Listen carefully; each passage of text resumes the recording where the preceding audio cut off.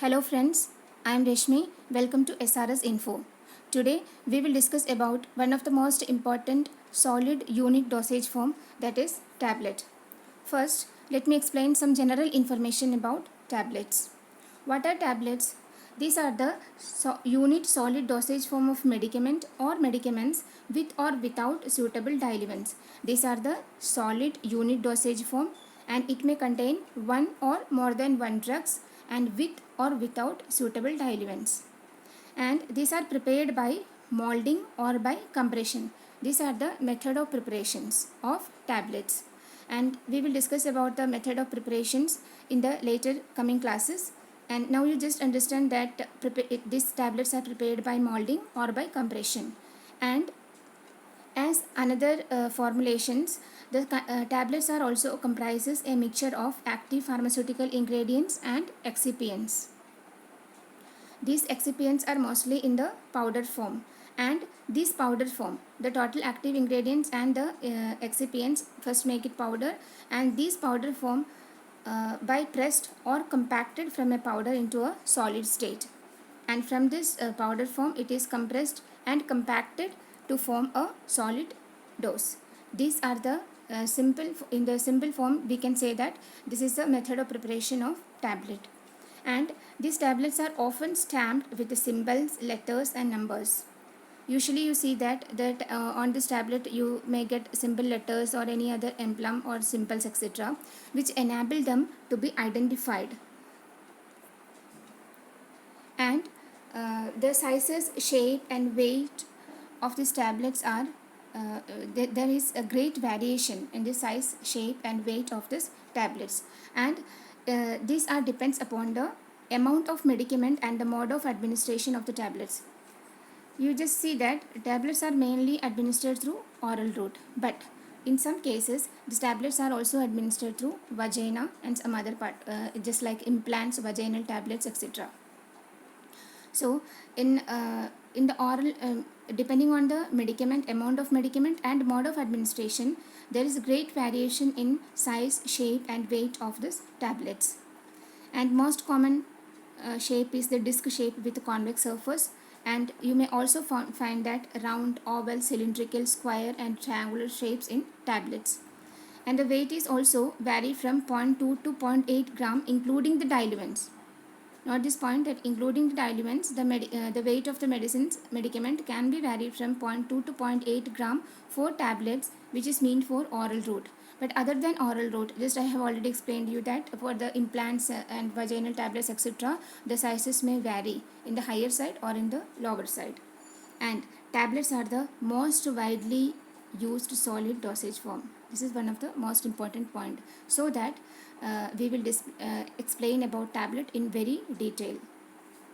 Now, what are the essential qualities which make a tablet in a good tablet? What are the essential qualities of a good tablet? Let's see. This is very important. Read thoroughly, revise thoroughly these points. This is very important. First one is it should be accurate and uniform in weight.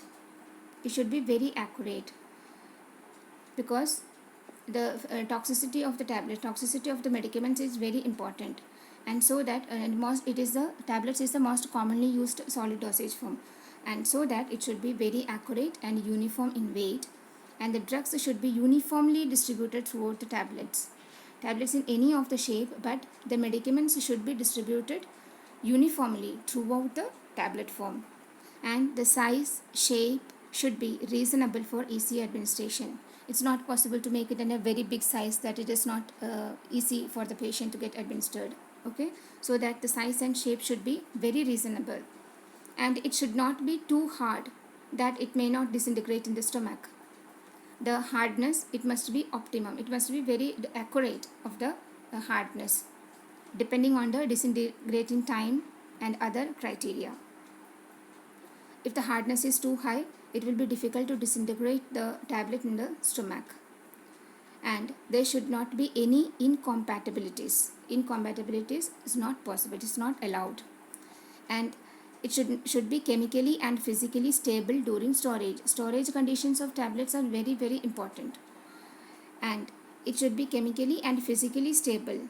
It should not react itself, and it should not react with the environment, and also it must be physically stable so that it can store well and it can carry well also. And it should not break during transportation, and because if it is physically stable, there is no possibility of breaking. Okay, otherwise there is a possibility of breaking, so that it should not break during transportation or crumble in the hands of the patient. Again, this is explained with the earlier point itself. And it should be attractive. Why? Most of the medicines are not good in taste, but if you make it attractive, the patient can take it with some amount of satisfaction. And there should not be any manufacturing defect like cracking, chipping or discoloration. This also adversely affect the quality of the product, so it should not be allowed. It should disintegrate readily after administration. Again, the disintegrating time and the administrative quality, it depend on these points.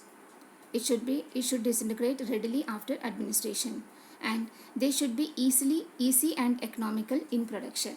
So it's very understood that tablet is the most commonly used dosage form, and one of the main reason why it is used commonly is that it's very easy and economical in production. Okay, so you study well about this essential qualities of the tablet. Now, how mainly the tablets are classified into two. These are the classification. One is compressed tablet and the other is molded tablet. These are the two main categories of the tablets. And these compressed tablets and molded tablets are again classified into this. These are again very important. It's very important point. What are they? These are the oral, chewable, buccal, sublingual, soluble tablets, effervescent tablets, implants, vaginal, enteric coated, sustained action, sugar coated, film coated, layered, press coated tablets. These are the compressed tablets. And then hypodermic and dispensing tablet in the molded tablets. These are the molded tablets categories. These categories are very important. Each and every categories of these tablets we will discuss in very detail. But before going to this classification in detail, I will explain you about excipients. One of the main ingredient of any formulation is the active ingredient along with excipients. Excipients are inert. These are the inert materials. Why? These do not affect or interfere the medicinal property of the active ingredient. But listen carefully. But this can influence the stability, bioavailability, preparation, quality of these medicaments. Especially in the cases of tablets, excipients may very important critical role in the preparation, their maintenance and their quality. These excipients play a very important role. So before going to the classification of the tablets in detail, we will discuss about the excipients. Tablets usually consist of active medicaments mixed with a number of inert substances known as excipients or additives. These are inert substances. Why? These do not interfere with the medicinal property of the drug, but this can influence the stability, bioavailability, preparation process, qualities of a tablet. These are the vital role played by this excipients. So it is very important to understand about the excipients. This is also known as additives. One additive may serve two or more functions. This example, starch serves as diluent, binding agent and disintegration agents. Now, again the excipients are also classified into this on the basis of the functions of the excipients. These are classified into diluents, binders, granulation agent, disintegrating agent, lubrication agents, coloring agents, flavoring agents, sweetening agents. These are the main classification of excipients. This classification is also very important. This classification is done on the basis of the functions of the excipients. Now we will look into these details. The first one is diluent. What is diluent? These are the inert substances or fillers added to increase the bulk of tablet when the drug dosage amount is inadequate. What does it mean? The medicament of a tablet is very less. For example, 0.2 gram, maybe it is a microgram, okay? But for making it in a proper size or weight, the diluents has to be added to increases the bulk of the tablet so that it can make in a proper size and shape, and it can sustain the shelf life. For this purpose, the diluents are added. It increases the bulk of powders to be easily compressed. This supports the preparation process of the tablets. What are the examples? Examples are lactulose, sodium chloride, starch, powdered sucrose, mannitol, calcium carbonate, calcium sulfate, calcium phosphate, microcrystalline cellulose. You have to remember these examples also thoroughly. When you add examples in your answer, think that you will score more. The second excipient is binders. What do binders do with the tablet? These are the agents used during granulation to impart cohesiveness to the powdered substance. What is cohesiveness? It makes the things united as a whole. It binds the tablet as a whole. As a whole unit. This is a powdered drug, okay? And it is made into powders, then granules. Then it is compressed into the solid tablet unit dosage form. And the binders play a very important role during this granulation process to impart the cohesiveness to the powdered substance. If there is no cohesiveness, it is very difficult to compress this powdered drug into tablet form. And these binders keep the tablets intact after compression. It keeps the tablets intact after compression. This is also very important. It keeps it as a whole or complete form with the stability for a long period of time. And for the most important cases in such lozenges and implants, it needs a high percentage of binders, whereas the tablets which should disintegrate in a very short time need low proportion of binders. So it depends on that what's the type of formulation you are making, whether it is lozenges or implants or hard tablets, disintegrating tablets. So the proportion of the binders may vary.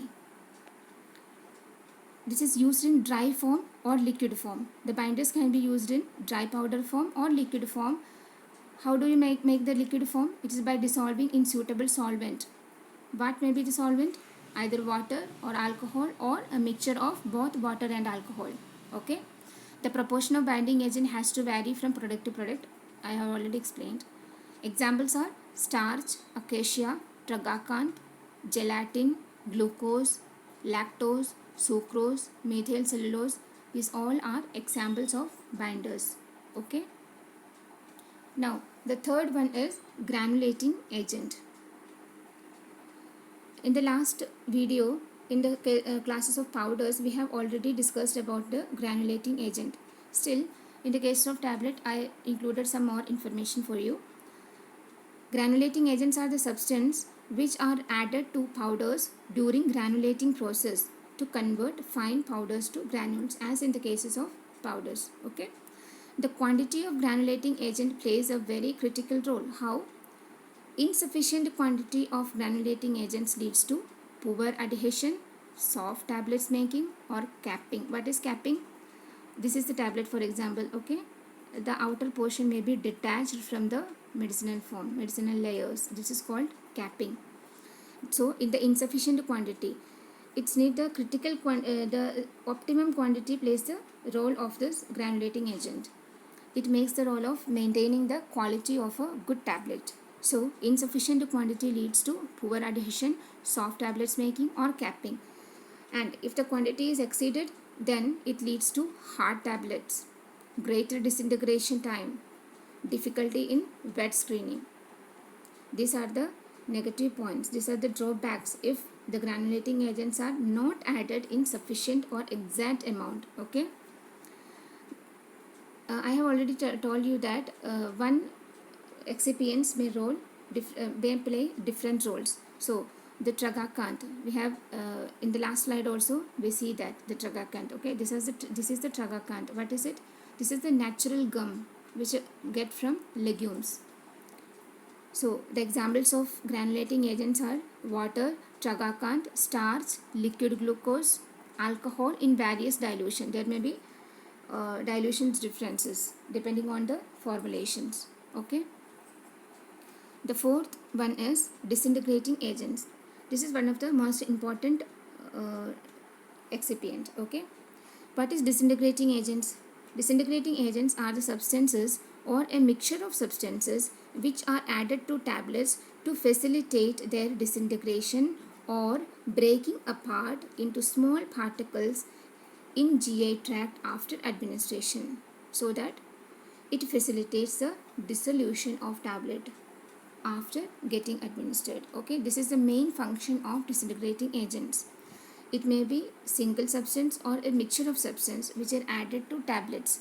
And what is the main function? It facilitates their disintegration or breaking apart. The tablets is in a very hard or solid dosage form. When it takes in through mouth, what happened? It goes through the GI tract, and when it reaches the stomach, it has to be disintegrate. And this disintegration function is very critical, very vital in the cases of this tablet. Okay. So, disintegrating agents play such a very important role. Again, there are two types of disintegrating agent. What is the first type? First type is which swell up when they come in contact with the moisture. In the stomach there is moisture. Okay. So, this disintegrating agent when reaches in the stomach and in contact with the moisture, it swells up. Why? It has a great affinity with water, then swells up in contact with water, breaking the tablet apart. This is the function what this disintegrating agents do. And what are the most popular one? In this case, that is maize starch and potato starch. Others are also have written here. Read thoroughly. And the second type is, these are the substances which react with effervescence, as in the cases of effervescence granules. We have already studied in the powder formulation. Okay, what this substance do? This react with effervescence when they come in contact with moisture. In the earlier case, this is swells up. Okay, and in this case, this disintegrating agent react with effervescence when they come in contact with moisture. And the substance you are already familiar. It is a combination of sodium bicarbonate, citric acid and tartaric acid. This makes the effervescence. So when the tablet reaches in the stomach and it is in contact with the moisture or water, it releases the effervescence. Comes in contact with the moisture present in stomach and produces effervescence so that it disintegrates the tablet. These are the method by which this disintegrating agent work out. And these disintegrating agents are added in two portions. See, all disintegrating agents are not added in the tablets at the same time. Okay, the major portion is incorporated with powders before granulation. Okay, first the powder formulation, then it is granulated, and after granulation it is undergoing the lubrication. After that it is compressed and make the tablet. This is the method, the steps by which a tablet is prepared. So the major portion of this disintegrating agents are incorporated with the powders before granulation. Okay, and the other portion, the rest of the portion is mixed with the dried granules. After this granulation is over, then it is mixed with the granules along with lubricants. And why it is doing like this? There is an important purpose. In the first cases, when you add the disintegrating agents before granulation, it helps to break the granules into fine particles at the time of disintegration. Okay. In the next cases, it helps to break the tablet apart from granules. This is the reason why this disintegrating agents are added in two portions. In the first case, it helps to break the granules to fine particles. In the second case, it helps to break the tablet apart into granules, and this from granules into particles. What happened in the first case? Powder to granules, then to tablet. Okay, and when the disintegrating agent works at the time of disintegration in the stomach, the processes get reversed. First the tablet into granules, then these granules into fine particles. Okay, this is the method by which the disintegrating agents act in the stomach, and it facilitates the disintegration. The disintegration time of tablets depends on many factors like quantities of the diluents added, binders, lubricants, tablet hardness, size of the granules, and the tablet coatings, etc. These are the factors which influences the disintegrating time of a tablet. Okay, and the fifth excipient is lubricants. This is also very important. These are the substances which are added to granules before compression to improve the flow of granules from the hopper to the die cavity by reducing the interparticle friction. What do actually these lubricants do? This reduces the friction for the better preparation of a quality tablet. This is simply we can say that this is the function. And it prevents addition of the powders to the surface of the dies and punches while making the tablet. It prevents the addition of powders, and it reducing wear and tear of dies. It facilitates the ejection of tablet from the die cavity after compression. After compression, the tablets will eject out from this die cavity. Okay, so if the lubricants is properly added, the tablet can be easily ejected from the die cavity after compression. So it depends on the quality of the lubricant which is added to facilitate the ejection. What are the examples? Magnesium stearate, calcium stearate, stearic acid, liquid paraffin, waxes, vegetable oil, etc. These are the main examples of lubricants. The next one is coloring agents. Yeah, it's also very important part. See, most of the tablets are, the medicament is very bitter. It's not a good taste. But if you add the flavoring agent along with the coloring agent, it make the tablet attractive so that the patients can take easily. This is the main purpose why we are adding coloring agent to this tablets. These are the substance used to impart elegance to the tablets. It gives a decency or style to the tablet. These are used to identify different types of tablet also. See, when we remove this tablet from the strip, how you can identify? But if it has an emblem or specific color, specific size, shape, this makes the tablet identified. It helps to identify an unknown tablet to a medical professionalist. So this helps to identify different types of tablets. These coloring agents can be added either in the mixed powders before granulation. Again, it's important to note that if you add the coloring agents as mixed powder, then it must be added before granulation, or it may be dissolved in the vehicles or the medium used for making the granules. Either you can add it in the powder form or in the liquid form. And what is the difference? If you add the coloring agent in the liquid form in a medium, it gives more uniform color. It distribute all over the tablet, all over the medicament form, so that it can give a uniform color. So this is the most beneficial one. Okay, what are the example again? Red oxide, yellow oxide of iron, titanium oxide, caramel, etc. These are the coloring agents. And the seventh one is flavoring agents. Again, it supports the flavors. It gives a good flavors.